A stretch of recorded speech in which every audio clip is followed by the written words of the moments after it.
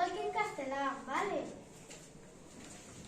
Pois que inconveniente ten que arranxar este desorden?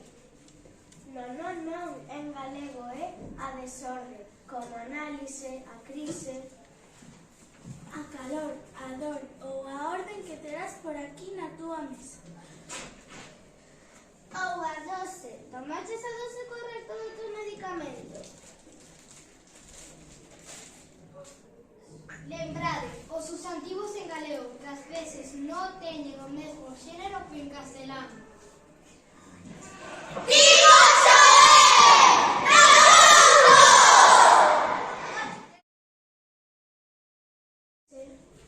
A calor, a dor ou a orden que terás por aquí na túa mesa.